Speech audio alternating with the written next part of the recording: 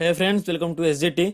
हमने previous lecture में पढ़ा था 2D एरे के बारे में, यानी कि 2D एरे की जो बेसिक सिंटैक्स होती है वो किस तरह से होती है और 2D एरे को हम कैसे डिक्लेयर कर सकते हैं। तो आज हम पढ़ने जा रहे हैं उसकी दूसरी पार्ट। तो हम इसमें पढ़ेंगे 2D एरे को कैसे क्रिएट करते हैं, कैसे उसमें वैल्यू को स्टोर करते हैं। तो जो भी वैल्यू 2D एरे में स्टोर हो रखी है उसको हम कैसे कंसोल पे डिस्प्ले करवा सकते हैं। तो चलिए आज की वीडियो शुरू करते हैं।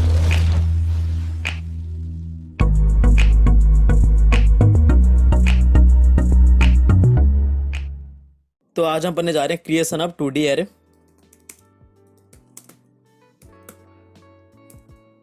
तो 2D एरे को क्रिएट कैसे करते हैं, तो उसको पढ़ने से पहले हम बात कर लेते हैं 1D एरे को कैसे क्रिएट करते हैं, क्योंकि हम दोनों को रिलेट करके पढ़ने वाले हैं।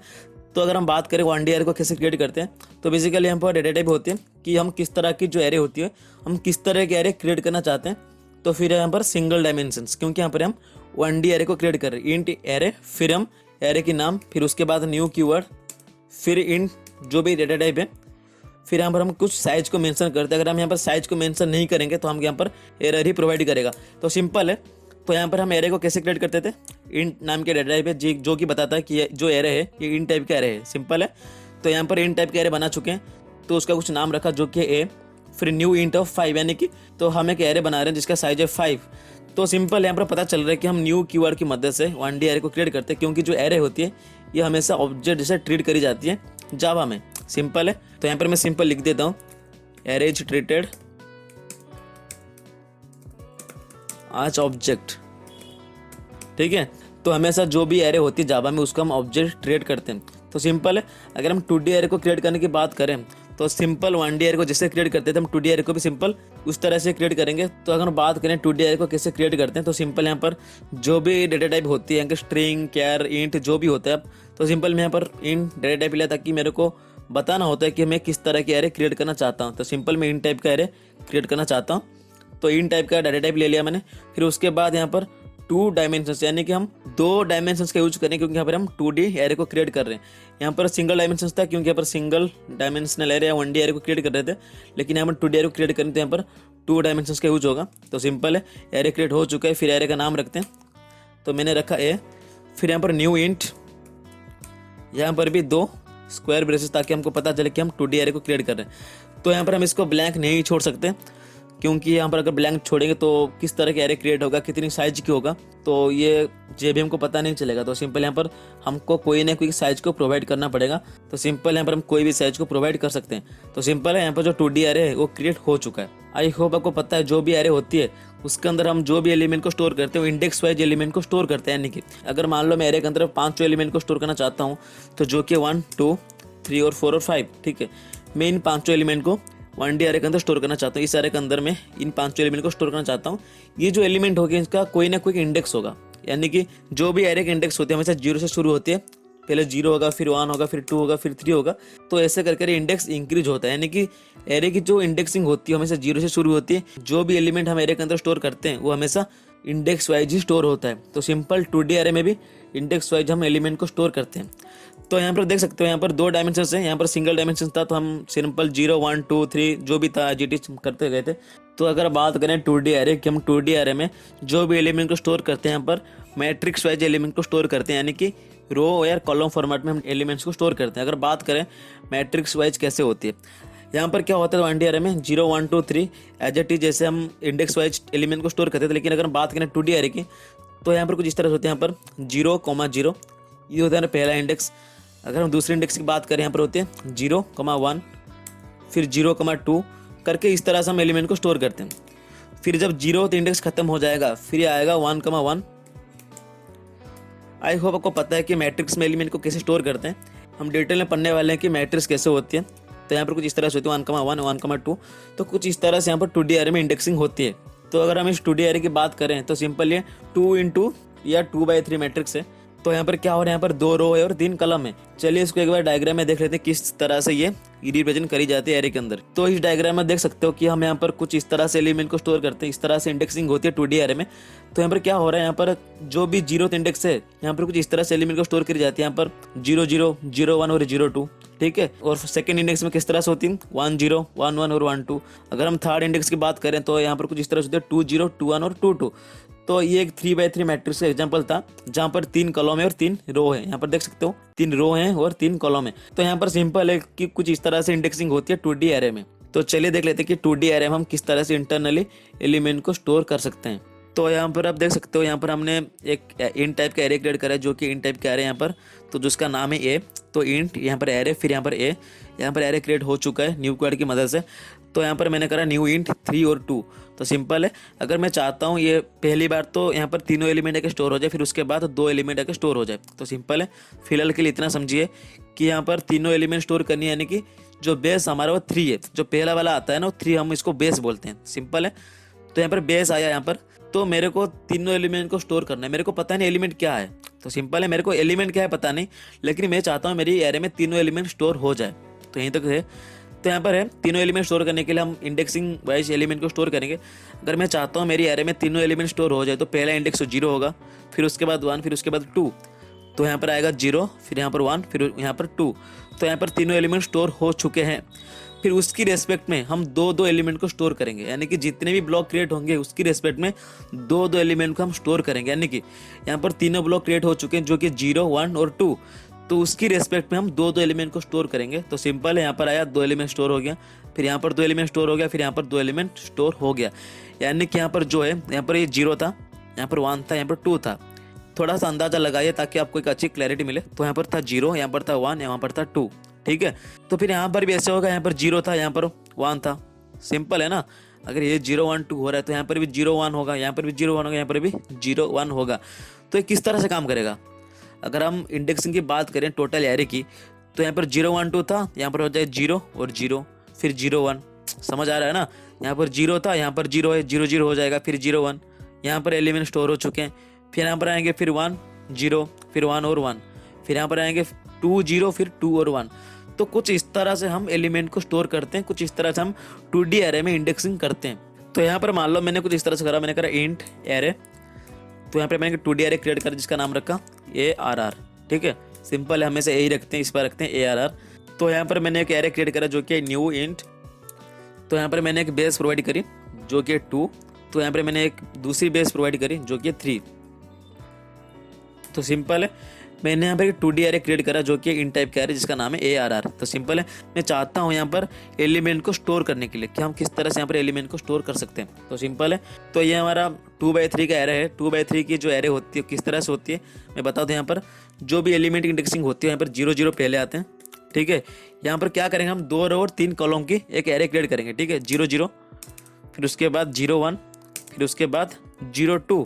तो यहाँ पर देख सकते हो जो पहला रो है वो क्रिएट हो चुका है जो कि 0 0 0 1 और 0 2।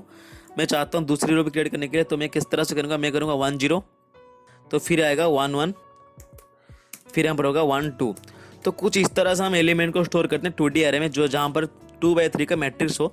तो मैं चाहता हूँ ये जो इंडेक्सिंग होती है इसके अंदर मैं कुछ एलिमेंट को स्टोर करना चाहता हूँ। मैं किस तरह से करूँगा, मैं करूँगा A ऑफ 0, यानी कि 0 0 है ना पहली बात। तो A ऑफ 0 0 मैं चाहता हूँ इसके अंदर 10 स्टोर हो जाए। तो सिंपल है, फिर हम करेंगे A ऑफ 0, फिर A ऑफ 1,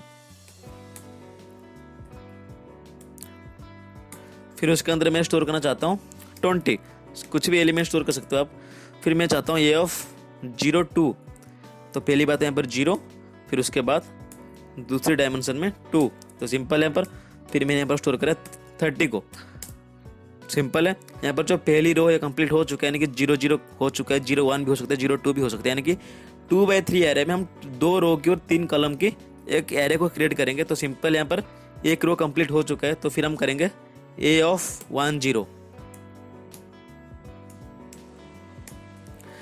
तो यहाँ पर मैं स्टोर करना चाहता हूँ 40 को। सिंपल है, तो फिर A ऑफ 1 1, फिर A ऑफ 1 2। तो कुछ इस तरह से करते हैं, A ऑफ 1, फिर A ऑफ 1। तो इसमें स्टोर करा मैंने 50 को, फिर A ऑफ 1, फिर A ऑफ 2, ठीक है। तो इसमें स्टोर करा मैंने 60 को। तो कुछ इस तरह से हम एलिमेंट को स्टोर कर सकते हैं 2D एरे के अंदर। कि वैसे का जो 2D एरे है वहाँ पर इंडेक्सिंग कैसे होती है, आई होप आपको पता चल चुका होगा। यहाँ पर डिफाइन होती है कि किस तरह से यहाँ पर बेस दी गई, किस तरह से यहाँ पर डायमेंशन से, यानी कि 2x2 का है, 2x3 का है, 3x3 का है, किस तरह से उसके हिसाब से यहाँ पर हम एलिमेंट को स्टोर कर सकते हैं। यहाँ पर मैं चाहता हूँ कि जो भी मेरा एरे है उसके अंदर मैं इंडेक्सिंग वाइज एलिमेंट को ना स्टोर करके, यानी कि यहाँ पर जो लाइन्स ऑफ कोड है बढ़ता जा रहा है, तो मैं चाहता हूँ एक ही बार में मैं एरे को क्रिएट भी कर लूँ, उसके अंदर वैल्यू को इनिशियलाइज भी कर लूँ। तो किस तरह से करेंगे, थोड़ा सा यहाँ पर ध्यान दो। तो मैंने यहाँ पर करा इंट एरे, फिर यहाँ पर 2D एरे क्रिएट करा मैंने, उसका नाम रखा ARR। तो फिर उसके बाद हम करते हैं एलिमेंट को स्टोर। तो सिंपल यहाँ पर, तो यहाँ पर कुछ इस तरह से करते हैं। जो पहला रो है हमारा 0 0 0 1 और 0 2, तो उसके लिए हम वैल्यू यहाँ पर स्टोर करते हैं। तो मैं चाहता हूँ यहाँ पर 0 0 पे स्टोर हो जाए 10, ठीक है। और फिर 0 1 पे स्टोर हो जाएगा हमारा 20 और 0 2 पे स्टोर हो जाए 30। तो सिंपल है, यहाँ पर जो पहला रो है वो कंप्लीट हो चुका है। अभी हम दूसरी रो की बात करते हैं। तो मैं चाहता हूँ ये जो 1 0 है तो उसके अंदर स्टोर हो जाए जो भी एलिमेंट यहाँ पर है 1 0 के अंदर क्या है 40 है, तो मैं चाहता हूँ यहाँ पर 40 स्टोर हो जाए। फिर मैं चाहता हूँ यहाँ पर जो भी 1 1 है इसके अंदर 50 स्टोर हो जाए। तो फिर 1 2 पे स्टोर हो जाए 60। तो यहाँ पर सेमीकोलन, ताकि पता चले कि यहाँ पर एंडिंग हो रही स्टेटमेंट की। तो सिंपल कुछ इस तरह से हम जो भी एरे होती है उसको एक ही लाइन पे हम इनिशियलाइज कर सकते हो, हम इसको क्रिएट भी कर सकते हैं। तो यहाँ पर एरे क्रिएट हो चुका है, इंट एरे यार, यहाँ पर एरे क्रिएट हो चुका है। एरे क्रिएट होने के बाद यहाँ पर जो भी एलिमेंट हमको मांगता है हम उसको यहाँ पर स्टोर कर सकते हैं, यानी कि इंडेक्स को यहाँ पर डिफाइन करने की कोई ज़रूरत नहीं है। अगर हम इंडेक्स को डिफाइन करेंगे तो यहाँ पर कन्फ्यूजन क्रिएट होगी। दूसरी बात ये तो कि यहाँ पर हम जो भी लाइन्स ऑफ कोड है वो इंक्रीज होता जाएगा। तो बेसिकली यहाँ पर जो 10 है 0 0 के लिए है, 20 है 0 1 के लिए, 30 है 0 2 के लिए, और 40 जो है 1 0 के लिए है, वो जो 50 है हमारा 1 1, और 60 जो है 1 2 के लिए है। तो बेसिकली कुछ इस तरह से हम एलिमेंट को स्टोर कर सकते हैं 2D एरे के अंदर। और ये था एक ही लाइन में हम किस तरह से एलिमेंट को स्टोर कर सकते हैं और एरे को हम क्रिएट कर सकते हैं। तो जावा में कोड लिखने के लिए तो जो यहाँ पर जो टेक्स्ट एडिटर है उसको ओपन कर चुका हूँ। तो बेसिकली इसको सेव करते हैं। पहली बात तो ये, तो सेव मैंने कुछ इस तरह से करा, मैंने करा test.java, ठीक है। तो यहाँ पर जावा की जो फाइल है क्रिएट हो चुका है, यानी कि जो फाइल है वो सेव हो चुका है। तो यहाँ पर हम क्लास की नाम से शुरू करते हैं। तो यहाँ पर मैंने करा क्लास, तो क्लास की नाम और फाइल का नाम सेम होते हो, क्लास टेस्ट। यहाँ पर क्लास की बॉडी क्रिएट करा, फिर डिफाइन करा मैंने मेन मेथड कुछ इस तरह से, पब्लिक स्टैटिक वॉइड मेन, फिर स्ट्रिंग किया है, फिर ARGS। तो सिंपल है। तो बेसिकली हम क्या करेंगे इस प्रोग्राम में, हम इस प्रोग्राम में एरे को क्रिएट करेंगे, फिर उसके अंदर कुछ वैल्यू को स्टोर करेंगे। तो जो भी वैल्यू एरे के अंदर स्टोर करी गई होगी उसको हम रिट्राइव करेंगे। रिट्राइव करने के बाद हम उसको कंसोल पे डिस्प्ले करवाएंगे। तो चलिए देखते हैं इस प्रोग्राम को कैसे बना सकते हैं। तो बेसिकली यहाँ पर मैंने क्रिएट करा इन टाइप के एरे, तो ठीक है। तो यहाँ पर 2D एरे में काम करें तो 2 डायमेंशंस, ठीक है। तो यहाँ पर उसका नाम रखते हैं एरे की, तो एरे के नाम रखते हैं ए, ठीक है। तो यहाँ पर उस एलिमेंट को हम स्टोर करते हैं। तो मान लो जो पहला एलिमेंट होगा 10 होगा, फिर 20, फिर 30। सिंपल है, जो भी एग्जाम्पल हम पढ़ रहे थे तो इसी एग्जाम्पल की बात करते हैं, 10 20 और 30। तो यहाँ पर मान लो मैंने कुछ इस तरह से करा, मैंने करा 40 50 और 60। तो ठीक है, यहाँ पर एलिमेंट स्टोर हो चुके हैं 40 50 और 60। फिर यहाँ पर कुछ और एलिमेंट को स्टोर कर सकते हैं हम। मान लो कि मैंने यहाँ पर करा 70 80 और 90। तो सिंपल है यहाँ पर। तो यहाँ पर इतनी कोड की मदद से हम एरे को क्रिएट कर चुके हैं और एरे के अंदर जो भी एलिमेंट है उसको हम स्टोर कर चुके हैं। तो अभी बारी आ गई कि हम एरे की जो भी एलिमेंट्स है उसको हम कैसे रिट्राइव करा सकते हैं। तो रिट्राइव करने के लिए तो यहाँ पर लूपिंग की मदद लेनी पड़ेगी, क्योंकि लूप की मदद से हम एक रिपीटेटिव प्रोसेस में चीज़ों को एग्जीक्यूट कर सकते हैं। यानी कि हम यहाँ पर जो भी एलिमेंट्स है वो हमको 1 by 1 चाहिए। तो सिंपल हम यहाँ पर लूप की मदद लेंगे। तो सिंपल यहाँ पर मैंने एक फॉर लूप क्रिएट करा, फॉर। तो एक लोकल वेरिएबल क्रिएट करते हैं, मैंने करा फॉर इंट i = 0। तो i की इनिशियल वैल्यू है 0, हम चलाना चाहते हैं एरे की लेंथ तक। तो सिंपल है, तो मैंने कुछ इस तरह से करा, मैंने करा i a.length, क्योंकि जो भी एरे की लेंथ होगा वहीं तक की i की जो वैल्यू होगा चलेगा। तो फिर i की वैल्यू को इंक्रीज करने के लिए तो हम करेंगे i++। तो सिंपल यहाँ पर, तो यहाँ पर i के लिए जो भी यहाँ पर 2 लूप की मदद लेनी पड़ेगी, क्योंकि यहाँ पर जो मान लो कि यहाँ पर i है, ठीक है। तो यहाँ पर है j, तो इसलिए हम यहाँ पर 2 लूप की मदद लेनी पड़ेगी, क्योंकि 2D एरे है, ठीक है। तो यहाँ पर i और j है, तो पहली लूप क्रिएट हो चुका है। तो अब दूसरी लूप क्रिएट करते हैं। तो मैंने करा फॉर इंट j = 0। आप कुछ भी रख सकते हो, ऐसा कोई नहीं कि i j ही रखना है, a b c भी रख सकते हो, कुछ भी रख सकते हो। तो यहाँ पर j की जो भी इनिशियल वैल्यू है 0 है, मैं चलाना चाहता हूँ j की वैल्यू को एरे की लेंथ तक। तो मैं क्या करूँगा, j a.length, फिर j++। तो यहाँ पर सिंपल हम क्या करेंगे, यहाँ पर एक फॉर लूप की बॉडी क्रिएट करते हैं।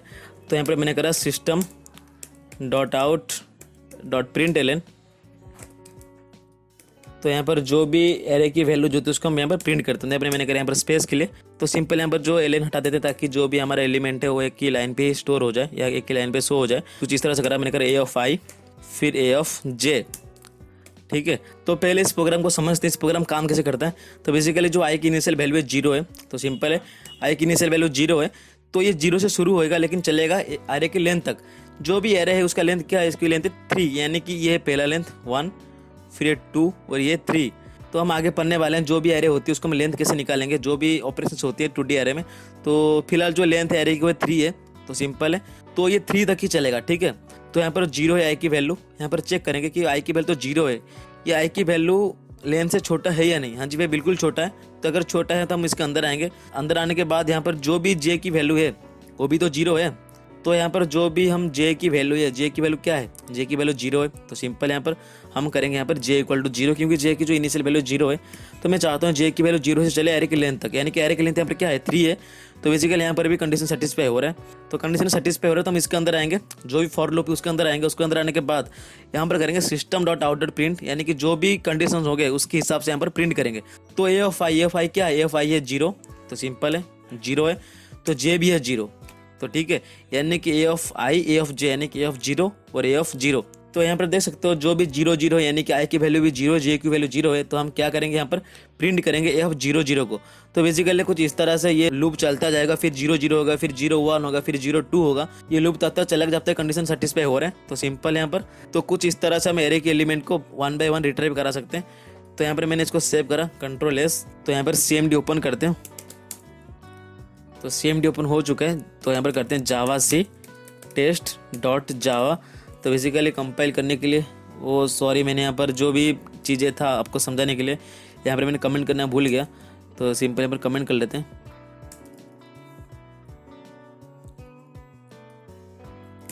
तो सिंपल मैं इसको हटा दिया, तो अभी करते हैं सेव इसको। तो अभी करते हैं इसको जावा-c test.java, तो बिल्कुल चल रहा है, इसमें कोई भी एरर नहीं है। जावा टेस्ट रन करने के लिए तो यहाँ पर देख सकते हो जो भी एरे के अंदर एलिमेंट स्टोर करी गई थी, तो यहाँ पर शो हो रहे हैं, यानी कि 10 20 30 40 50 60 70 80 90।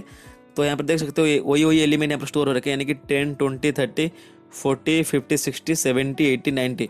तो कुछ इस तरह से हम एरे के एलिमेंट को स्टोर कर सकते हैं, एरे के एलिमेंट को रिट्राइव करा सकते हैं, और जो भी एलिमेंट को हम स्टोर कर सकते हैं एरे में उसका हम कंसोल पे कुछ इस तरह से डिस्प्ले करवा सकते हैं। तो ये था 2D एरे के बारे में कि किस तरह से हम 2D एरे को क्रिएट कर सकते हैं, 2D एरे को कैसे हम इनिशियलाइज कर सकते हैं, उसके अंदर हम कैसे वैल्यू को स्टोर कर सकते हैं, और जो भी वैल्यू 2D एरे में स्टोर करी गई है उसको हम कैसे कंसोल पे शो करवा सकते हैं। आई होप आपको सारी चीज़ें समझ आ गई होगी। तो मिलते हैं नेक्स्ट वीडियो में। Thanks for watching, have a good day.